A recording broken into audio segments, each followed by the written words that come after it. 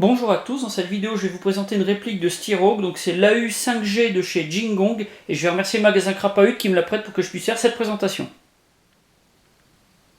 Pour le packaging, vous avez une boîte en carton toute simple. Sur le carton, vous allez avoir le dessin de la réplique avec ses accessoires. Vous allez avoir également quelques informations. La réplique est de type AEG, le hop-up est réglable, la batterie nécessaire, une 1100 mAh, 8,4 volts, elle est fournie dans le pack.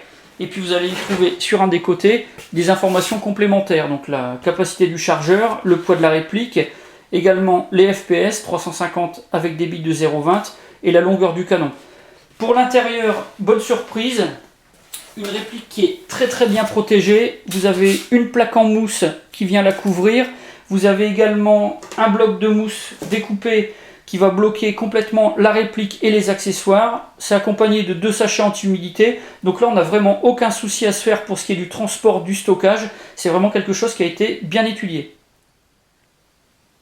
Ce pack, vous allez pouvoir vous le procurer pour 350 € environ chez Crapahut. Ça, c'est le tarif au moment du tournage. Et à l'intérieur, vous allez avoir votre réplique avec un chargeur. Ça va être accompagné de la batterie et du chargeur de batterie. Vous avez également un petit échantillon de billes, de la 0,20 g. Vous avez un bipied, une lunette avec son montage, une tige de nettoyage des bourrages et puis enfin une petite clé à laine. Pour accompagner tout ça, vous avez une pochette en plastique dans laquelle vous allez trouver toute la documentation. À l'intérieur du sac, vous allez trouver 2 notices qui vont être accompagnées de 2 cibles. Sur la première notice, vous avez toutes les instructions concernant les manipulations et l'entretien des répliques de Styrogue. Donc ça, c'est le modèle basique du fabricant. C'est rédigé en anglais et en japonais, mais bon, c'est suffisamment clair. Vous n'allez pas avoir de difficulté pour comprendre toutes ces informations. Donc là-dessus, c'est quand même pas trop mal fait. Vous avez même un éclaté technique du modèle basique. Donc ça va pouvoir aider ceux qui veulent mettre les mains dans la mécanique. Sur le deuxième fascicule, là par contre, vous avez des informations plus précises. Et là, ça concerne vraiment le modèle que vous avez dans le pack, c'est-à-dire l'AU 5G avec tous les accessoires qui complètent le pack, donc le bipied, la lunette. Là, vous avez vraiment quelque chose de très précis. Pour ce qui est de l'éclaté technique, là, c'est vraiment l'éclaté technique de la réplique en elle-même. Le bipied est fabriqué principalement en métal. Vous avez les 2 embouts qui sont en caoutchouc. Le poids 260 g et pour la taille de 20 à 24 cm pour le rehaussement. C'est un modèle qui est très basique, qui est assez facile à installer. Vous avez un système d'étrier que vous allez pouvoir fixer sur des rails d'interface standard. Pour déplier les 2 pieds, vous avez 2 petits verrous. Donc il suffit simplement de les pousser pour les désengager. Ça vient se rebloquer automatiquement. Et pour le réglage de la hauteur des pieds, vous avez une petite virole. Les pieds sont télescopiques avec un système de ressort. Donc une fois que vous avez réglé à la bonne hauteur, vous tournez la virole complètement pour serrer et là c'est bloqué, ça ne peut plus bouger. Donc quelque chose de tout à fait basique, pas trop mal fait quand même. Pour l'esthétique, on est sur du simple, mais bon, ça peut être quand même relativement efficace. La batterie est de type NIM, c'est une 1100 mAh, 8,4 volts avec une connectique classique. Le chargeur est vraiment très basique. Vous avez simplement un petit LED pour vous indiquer qu'il est en train de travailler.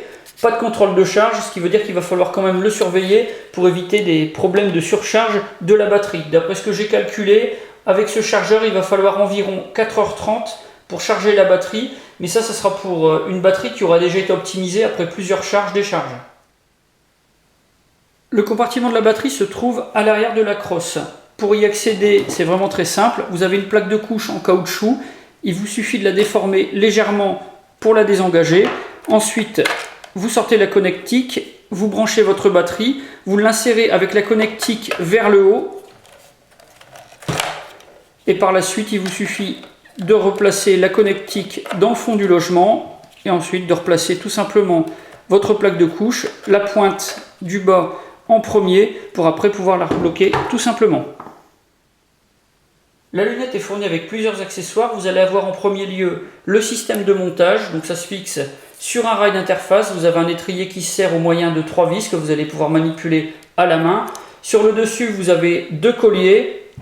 Pour les démonter, vous avez une petite clé qui est fournie. Ça vous permet de pouvoir installer la lunette et de pouvoir la bloquer. Vous allez trouver également un filtre de couleur. Donc vous avez la possibilité de teinter votre optique en jaune. Donc ça se place tout simplement de part et d'autre de la lunette. À partir de ce moment-là, vous allez avoir une coloration jaune donc, de votre visuel.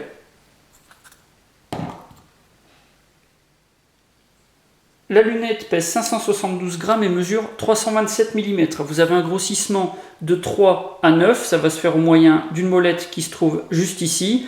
Pour le réglage de la hausse et de la dérive, il va falloir enlever les deux bouchons, vous munir d'un tournevis à lame plate et vous allez pouvoir faire vos réglages donc, par l'intermédiaire de systèmes qui se trouvent ici. Ici, vous avez un petit compartiment. Quand vous dévissez le capuchon supérieur, vous allez pouvoir trouver une pile CR 2032. Donc ça vous permet d'avoir un système d'éclairage pour le réticule, 5 niveaux d'intensité et 2 couleurs, donc le rouge et le vert. Donc je ne sais pas si on va bien voir à la caméra. Donc là, vous avez l'éclairage en rouge avec le dessin donc, du réticule et dans l'autre sens donc en vert avec les différents niveaux d'éclairage. Et donc si vous éteignez complètement, vous avez exactement le même réticule, mais là il va être de couleur noire.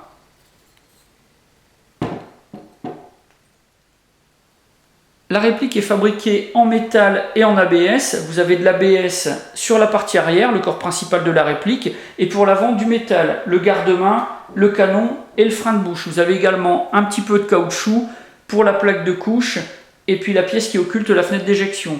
Pour les caractéristiques, sur la boîte, on nous indique une vitesse de 350 fps pour des billes de 0,20. D'après ce que j'ai pu lire sur internet, on serait plus sur du 370-375.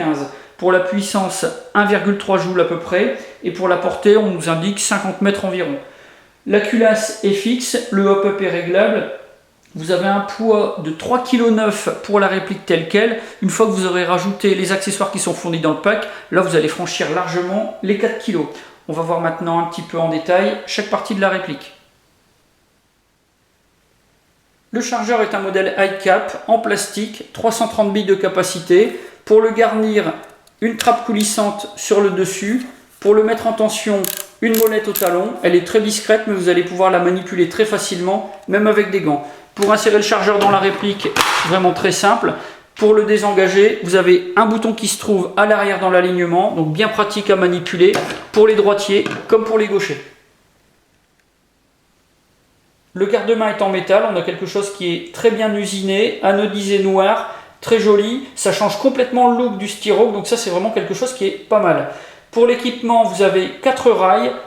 Le rail supérieur mesure 315 mm, les 2 rails latéraux et le rail inférieur 75 mm. Donc là, vous allez pouvoir installer tous les équipements que vous voulez. Sur le dessus, l'optique et en dessous, le bipied. Vous allez pouvoir le remplacer éventuellement par une poignée tactique. Et puis sur les côtés, vous pourrez mettre une lampe ou autre chose. C'est quelque chose qui est bien fait. Vous avez en plus une fixation pour un système d'accrochage de sangle avec le Quick Disconnect. Donc ça c'est parfait puisque vous allez pouvoir choisir le côté sur lequel vous allez l'installer, voire complètement l'enlever. Alors pour le démontage de la réplique, ça nécessite quelques manipulations supplémentaires. Par exemple ici, vous avez 2 écrous qu'il va falloir démonter puisque le garde-main empêche le démontage rapide de la réplique. Il va falloir déjà procéder au démontage du garde-main pour après démonter la réplique. Tout ça est vraiment bien expliqué dans la notice, donc normalement ça ne devrait pas vous poser de problème. La fenêtre d'éjection d'un Styrohawk se trouve à l'arrière, au-dessus du chargeur. Alors bien sûr, sur la réplique d'Airsoft, ça n'a aucune fonction, mais si vous voulez avoir quelque chose de plus réaliste, si vous êtes gaucher, vous voudrez peut-être avoir la fenêtre d'éjection ouverte sur le côté gauche de la réplique. Donc là, très simple, le cache qui se trouve ici est en caoutchouc, donc vous allez pouvoir le retirer très facilement, sans outil, et ensuite vous pourrez le réinstaller sur la fenêtre de droite. Ce sera quelque chose qui sera peut-être beaucoup plus adapté par rapport à votre profil. La réplique, comme l'arme originale, n'est pas équipée de sélecteur de tir. Pour la mise en sécurité, ça se fait par l'intermédiaire de ce bouton. Quand il est saillant du côté droit de la réplique, vous ne pouvez pas tirer, la détente est bloquée. Quand il est saillant du côté gauche, la détente est débloquée et vous pouvez faire feu. Pour sélectionner le mode de tir, coup par coup ou rafale, ça va se faire grâce à la détente. Quand vous l'enfoncez jusqu'à un certain point, vous tirez en coup par coup. Si vous continuez d'enfoncer, là vous passez en mode rafale. Donc c'est vraiment un bon système puisque vous allez pouvoir adapter votre mode de tir par rapport à la situation, passer de l'un à l'autre instantanément, sans avoir à faire de manipulation. Vous pouvez gagner quelques secondes, ça peut être vraiment très important. Le frein de bouche est en métal noir, anodisé, on a quelque chose qui est très bien fini, très bien usiné, et puis ça donne un petit look fusil de sniper à la réplique. Alors dans la réalité, on va plutôt trouver ce genre d'accessoires sur des fusils à très longue portée avec des munitions qui sont très puissantes et puis qui nécessitent l'installation d'un compensateur de recul. On n'en a pas sur les fusils d'assaut, donc de ce point de vue-là, on a quelque chose qui est un peu irréaliste. Mais il faut avouer que ça donne quand même un super look à la réplique. Le canon est constitué de plusieurs parties, vous allez pouvoir retirer le segment central. Pour le démontage, très simple, vous avez une petite vis qui se trouve ici, qui verrouille le tout, donc en la démontant, vous allez pouvoir démonter toute la partie avant. Pour réinstaller le frein de bouche sur la partie principale, vous avez également la même vis qui se trouve juste en dessous, donc vous allez pouvoir désolidariser également le frein de bouche et le réinstaller sur la partie principale de la réplique. Donc là vous avez une réplique à la base qui mesure 1 mètre et en démontant le segment central, là vous aurez une réplique qui va mesurer 82 cm. Alors ça raccourcit de 18 cm, bien sûr il va falloir s'attendre à une petite baisse des performances. Pour le démontage de la partie arrière de la réplique, c'est vraiment très simple. Vous avez un petit loquet qui est là, donc vous le décalez de la droite vers la gauche. Et à partir de ce moment-là, vous allez pouvoir retirer la partie avant. C'est aussi simple que ça. Ici, on peut voir notamment la molette du hop-up. Vous avez accès donc à toute la partie arrière, à toute l'interne. Et donc, vous allez déjà pouvoir procéder à vos nettoyages, voire à des changements de pièces. Pour la partie avant, c'est un petit peu plus complexe, puisque là, comme je l'ai précisé, il va falloir démonter les deux vis qui se trouvent ici sous le garde-main pour pouvoir libérer le garde-main et avoir accès aux pièces qui vous permettent de déverrouiller la partie avant et de démonter toute la partie canon. Pour le remontage, c'est un petit peu plus difficile, mais franchement, c'est pas hors de portée, même des bricoleurs très débutants.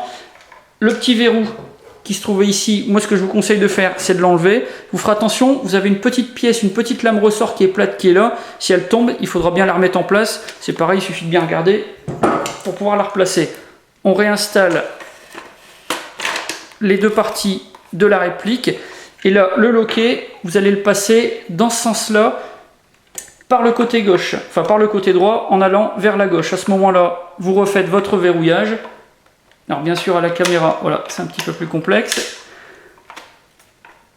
De cette manière, c'est replacé et la réplique est prête à refonctionner. Voilà donc la réplique avec les accessoires assemblés, ceux qui sont fournis dans le pack. Donc comme vous le voyez, on est sur un look qui change radicalement du Styrogue basique. Là on est sur une configuration qui ressemble plus à celle d'un fusil de tireur d'élite. Alors pour le poids, on dépasse les 4 kg, on a une réplique qui fait 1 mètre. Par contre, ce qu'il y a de vraiment très bien, c'est que pour l'équilibre, c'est vraiment très bien conçu, le centre de gravité est bien positionné, donc là-dessus c'est vraiment parfait, vous n'aurez pas de souci pour la maniabilité de la réplique, c'est quelque chose qui va se faire quand même de manière assez agréable. Il faut cependant noter que 4 kg pour une réplique, enfin un peu plus de 4 kg, au bout d'une journée d'airsoft, à bout de bras, ça risque d'être un petit peu fatigant quand même. Alors je dois dire que cette réplique, moi, elle m'a quand même très agréablement surpris. À la base, je ne suis vraiment pas un fan du Styrogue, c'est une arme que je trouve pas très jolie. Pour les répliques, c'est la même chose. Mais là, le fabricant a réussi à trouver vraiment une ligne largement différente de ce qu'on a à l'origine. Ça ne ressemble plus vraiment à un fusil d'assaut classique. On s'est plus déplacé vers un faux barrette, on va dire, un fusil de haute précision qui serait très compact. Donc là, on a quelque chose que je trouve, moi, franchement, très très joli. Avec la configuration telle qu'elle est là, je trouve que c'est vraiment un très très bon équilibre. Pour les avantages, je vais relever que moi c'est un pack qui est plus que complet en sortie de boîte. Vous avez vraiment tout l'équipement nécessaire pour jouer. Vous avez plusieurs configurations possibles. Vous allez pouvoir retirer la partie médiane du canon, donc ça c'est quand même assez sympathique. Une réplique qui est complètement ambidextre. Là c'est vraiment pas des petits aménagements qui sont faits pour les gauchers. Là c'est totalement ambidextre. Et puis vous avez de très très belles finitions. Pour une réplique dite cheap, c'est quelque chose qui est très bien fini, pas de défaut de moulage. Sur la peinture et les couleurs, c'est pareil. Donc on a vraiment un produit qui est très très bien présenté. Pour les aspects un peu négatifs, le seul que je relève, on va dire, malgré des performances qui sont très très correctes en sortie de boîte, ça reste un cheap. Donc il y aura certainement des petits changements à faire au point de vue des pièces internes, pour avoir une réplique qui va donner vraiment son plein potentiel et puis avoir des performances qui vont être largement au-dessus de la moyenne. Voilà pour cette réplique de chez Jingong, la U5G. Si vous avez des questions, comme d'habitude, la boîte de réception ou la partie commentaires. Je vous mets également les liens du site Crapahut et puis de la fiche descriptive de cette réplique. Ça vous permettra de pouvoir prendre contact avec Crapahut pour leur poser des questions et avoir des informations complémentaires. J'en ai maintenant terminé et je vous dis à bientôt pour d'autres vidéos.